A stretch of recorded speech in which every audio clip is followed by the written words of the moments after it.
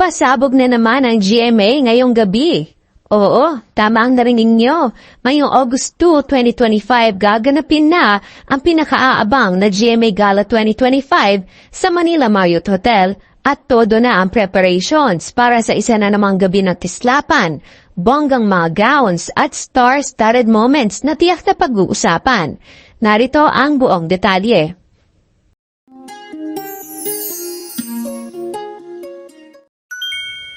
Grabe ang paandar ng Kapuso Network ngayong taon dahil 75th anniversary celebration ito ng GMA. Kaya naman hindi basta-basta ang peg nila.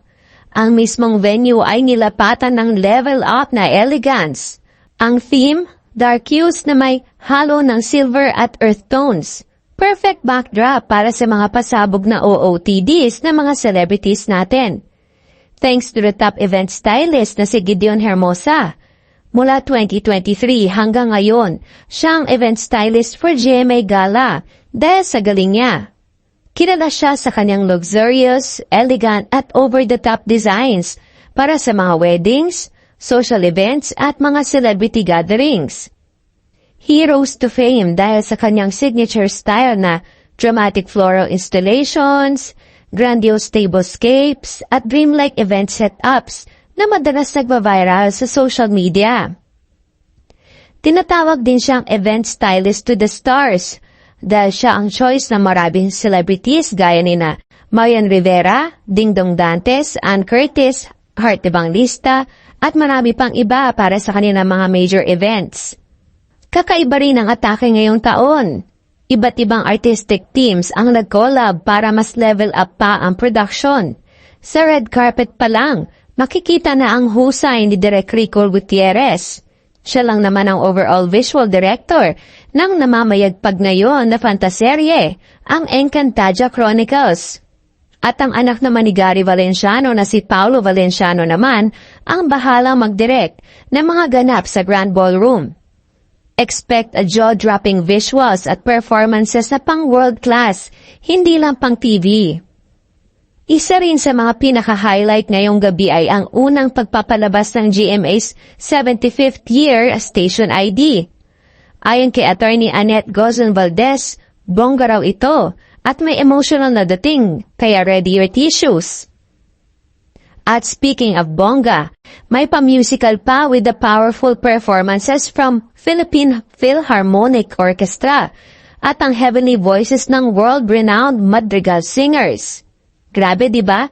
Parang concert at fashion show in one peg ngayong gabi. Siyempre, maliban sa magiging look ng venue at ibang mga kaganapan, ang pinakaabangan talaga ng lahat ay ang paandar na fashion show ng mga celebrities sa kanilang mga nagbobonggahang mga outfit. Dahil Diamond Celebration ng GMA ngayon, nag-e-expect ang marami na sobrang bongga at makikinang ang mga celebrities na rarampa sa red carpet. Ang mga netizens ay inaabangan ngayon ang reunion ng mga housemates sa katatapos ng na PBB Celebrity Collab Edition. Ito ang unang GMA Gala matapos ang historic team-up ng Kapamilya at Kapuso Stars sa sikat na show na Pinoy Big Brother. Very excited ang mga fans para makita ang kanilang mga iniidolo. Inaabangan din kung magde-debut ba bilang real-life couple sina Shuvi Etrata at Anthony Constantino. Dahil kung magka-holding hands daw sila sa red carpet, edi confirm na talaga. Pero ayon sa ating source, maglalakad raw na solo si Shuvi. Dahil this is her first gala after na kanyang PBB experience. Pinasilip naman ni Shuvi sa kanyang Instagram post ang emotional niya na gown fitting. Ito raw kasi ang first time niya na may gumawa ng special gown para sa kanya talaga for this special event.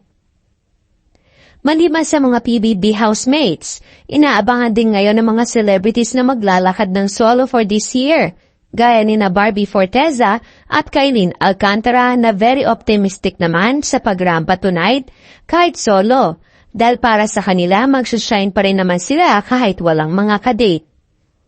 Pero hindi lang ito puro paandar ha, na glitz and glamour lang. Dahil ang event na ito ay may puso rin. Fundraising ito para sa GMA Kapuso Foundation. Last July 24, sa pre-gala event na ginanap sa Okura Hotel, nakaraise sila ng 2.5 million para sa mga biktima ng bagyo at habagat. At tonight, mas madami pa ang matutulungan dahil sa mga sponsors at donations. Ilang minuto na lang at mapapanood na natin ang isa na namang makasaysayang gabi ng GMA. Sa GMA Gala 2025, hindi lang star-studded, heart-studded pa. Para sa mga celebrity updates, manatiling nakatutok dito sa Showbiz Ganap Global. Ikaw, ano opinion mo sa issue ito? Leave your comment below. Thank you for watching. Don't forget to subscribe and click the notification bell for more updates.